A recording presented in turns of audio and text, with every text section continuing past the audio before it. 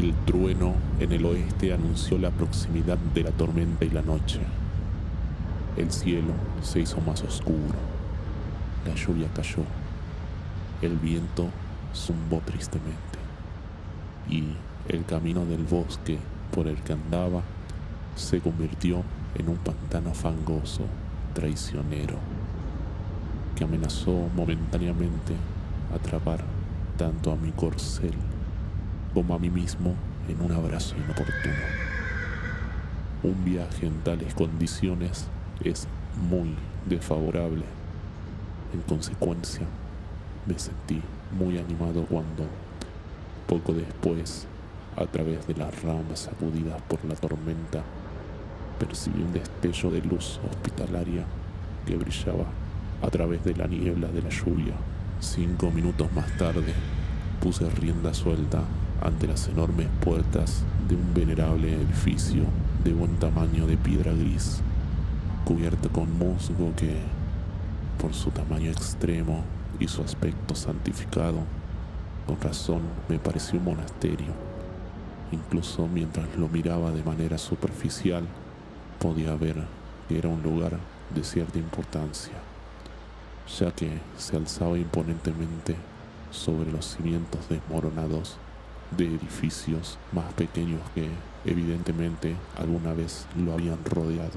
Sin embargo, la fuerza de los elementos fue tal que impidió toda mi inspección o especulación adicional, y me sentí muy complacido cuando, en respuesta a mis continuos golpes, la puerta de roble se abrió de golpe y me quedé cara a cara con un hombre de capucha que cortésmente me hizo pasar por los portales barridos por la lluvia hacia un pasillo amplio y bien iluminado.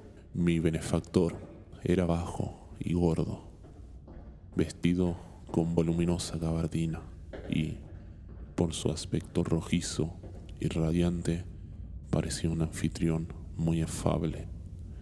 Se presentó como el abad Henricus, jefe de la fraternidad monástica en cuyo cuartel general ahora me encontraba, y me rogó que aceptara la hospitalidad de los hermanos hasta que las inclemencias del tiempo hubieran disminuido.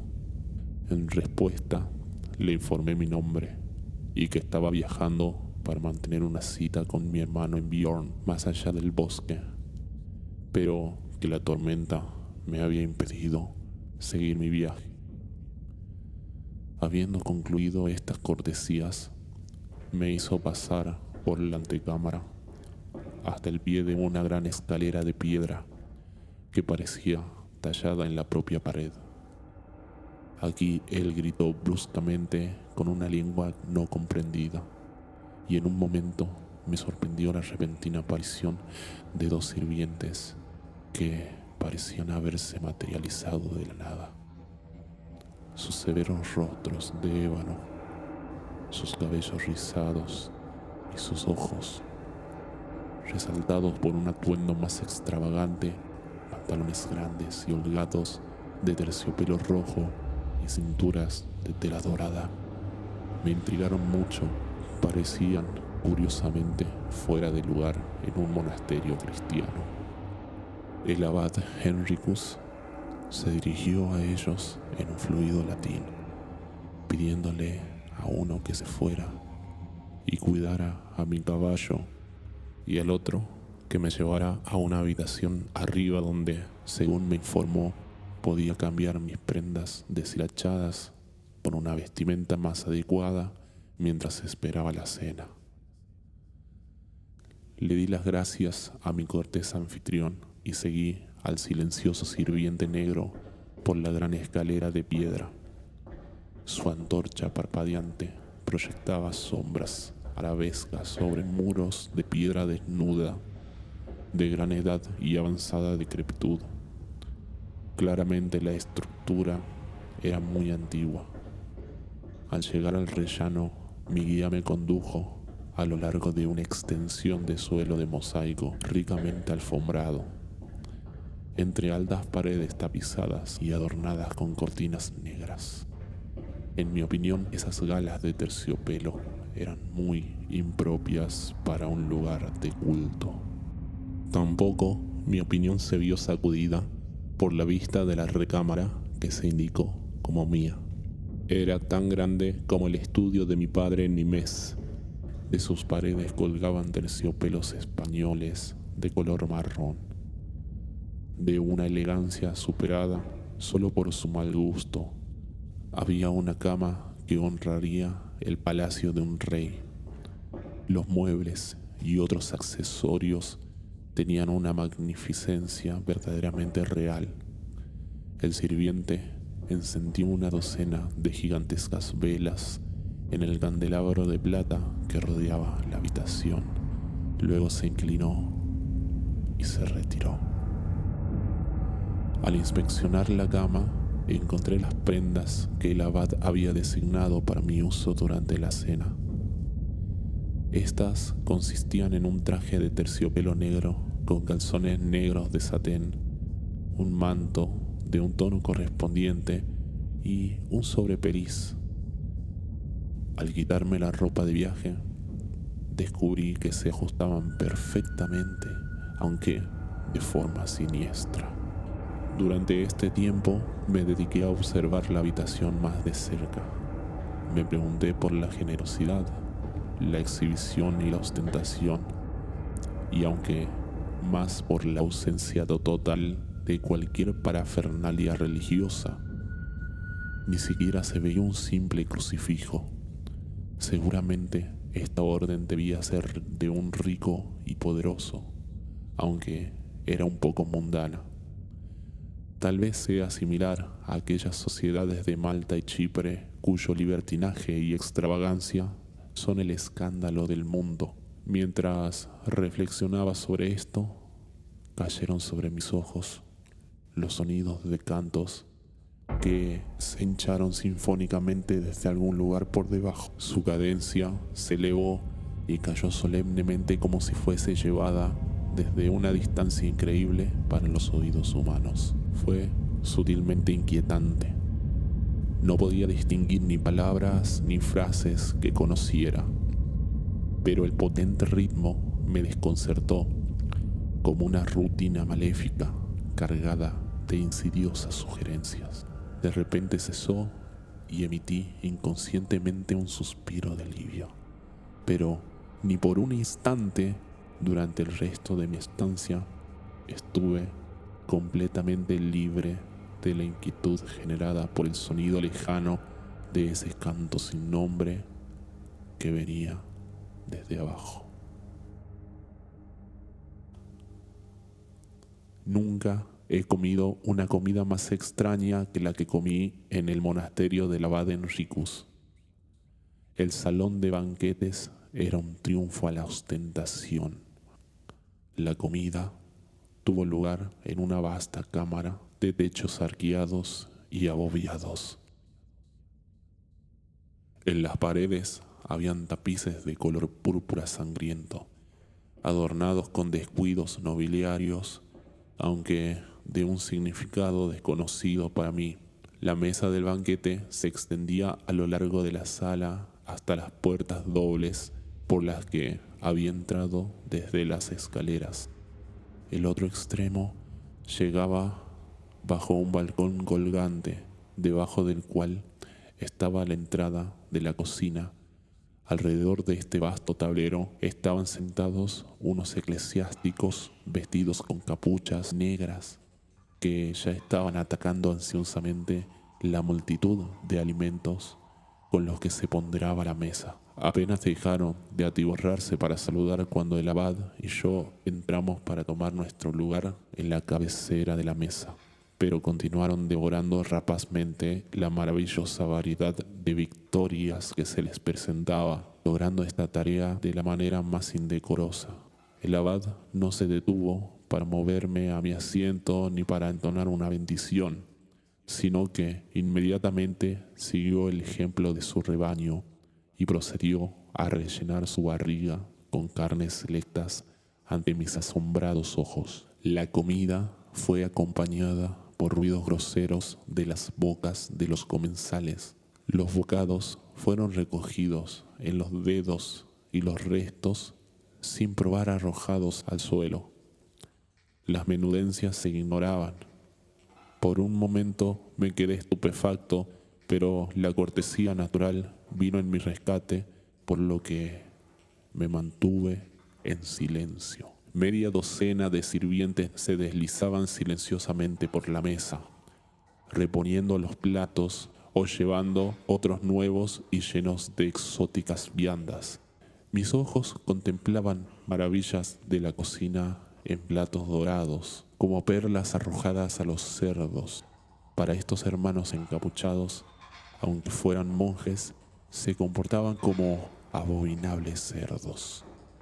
Se revolcaban en todo tipo de frutas, deliciosas cerezas, melones, granadas y uvas, ciruelas enormes, albaricoques exóticos, higos y dátiles raros. Habían grandes quesos fragantes y suaves, sopas tentadoras, pasas, nueces, verduras y excelentes bandejas de pescados humeantes, todas servidas con cervezas y cordiales que eran tan potentes como el néctar de las nefentes.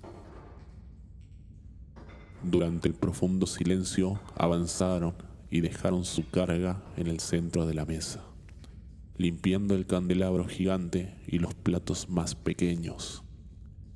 Entonces el abad se levantó, cuchillo en mano, y talló el asado mientras murmuraba una invocación sonora en una lengua extraña.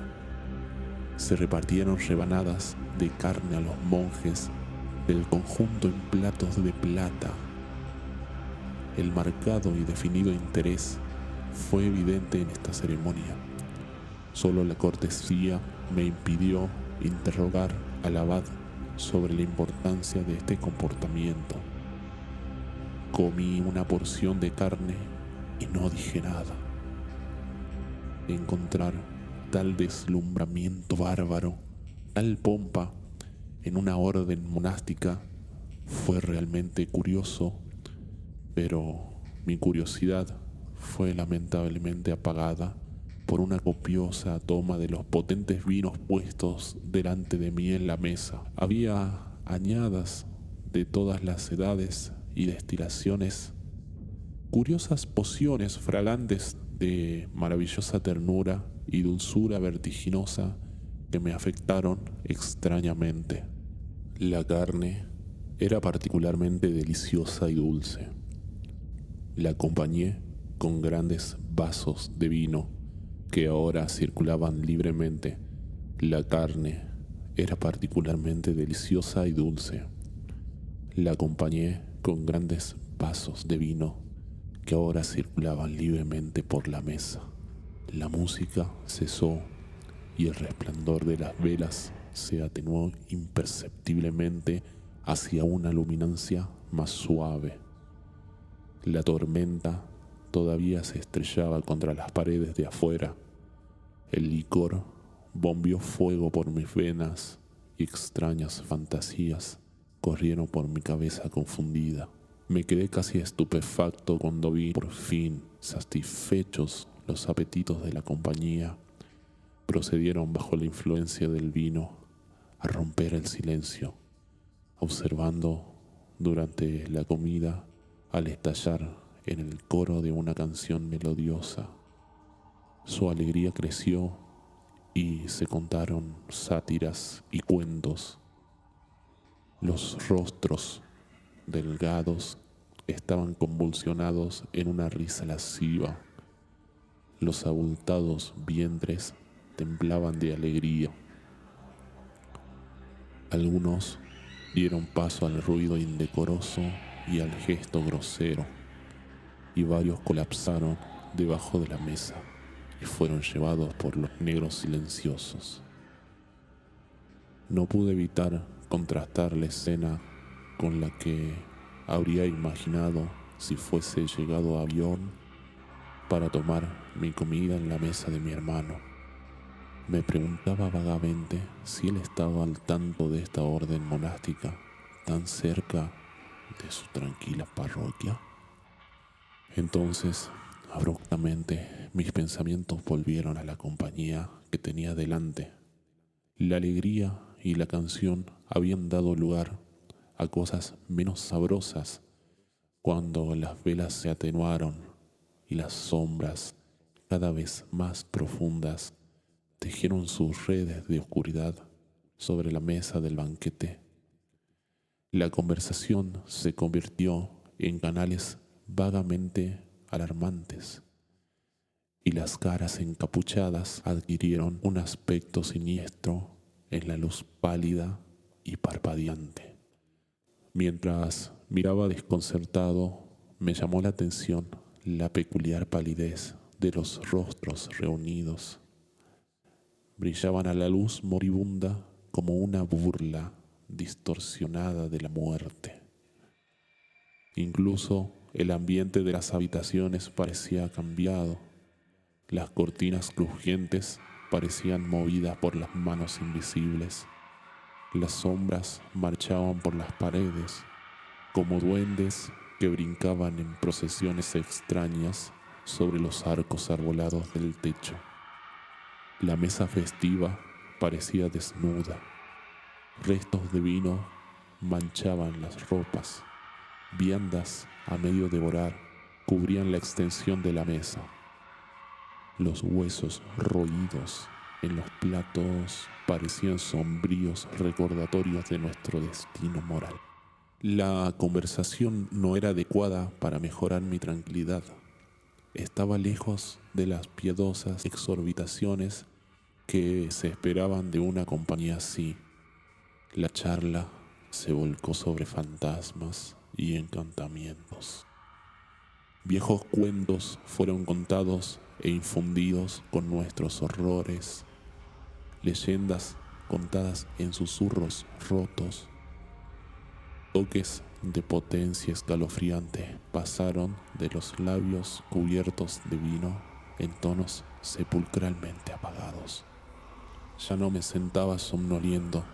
Estaba nervioso, con una aprensión cada vez mayor. Era casi como si supiera que lo que iba a suceder cuando por fin, con una sonrisa curiosa, el abad comenzó su relato y los monjes silenciaron sus susurros y se volvieron en sus lugares para escuchar. Al mismo tiempo, un negro entró y depositó un pequeño plato cubierto ante su maestro, quien lo miró por un momento antes de continuar con sus comentarios introductorios. Fue una suerte, comenzó dirigiéndose a mí, haberme aventurado aquí para pasar la noche, ya que habían otros viajeros cuyas estancias nocturnas en estos bosques no habían llegado a un destino tan afortunado. Estaba, por ejemplo, el legendario monasterio del diablo. Aquí hizo una pausa y tosió abstraído antes de continuar. Según la tradición popular aceptada en la región, este curioso lugar del que habló era un priorato abandonado en el corazón del bosque, en el que habitaba una extraña compañía de no muertos, dedicada al servicio de Asmodeo. Al llegar la oscuridad, las antiguas ruinas adquirían una apariencia sobrenatural de su gloria desaparecida, y los viejos muros eran reconstruidos por el arte del demonio para seducir al viajero que pasaba. Fue realmente afortunado que mi hermano no me hubiera buscado en el bosque en una noche como esta, ya que podría haberse equivocado sobre este maldito lugar y haber sido hechizado en la entrada, con lo cual, según las crónicas antiguas, sería capturado y su cuerpo devorado por los acólitos macabros para que pudieran preservar sus vidas no naturales con sustento mortal. Todo esto fue contado en un susurro de pavor indescriptible, como si de alguna manera se trataba la intención de transmitir un mensaje a mis sentidos desconcertados. Lo hizo mientras miraba las miradas burlonas a mi alrededor. Me di cuenta de la importancia de esas palabras, la horrible burla que se ocultaba detrás de la sonrisa suave y críptica del abad. El monasterio del diablo, canto subterráneo de los ritos a Lucifer, magnificencia blasfema, pero nunca el signo de la cruz.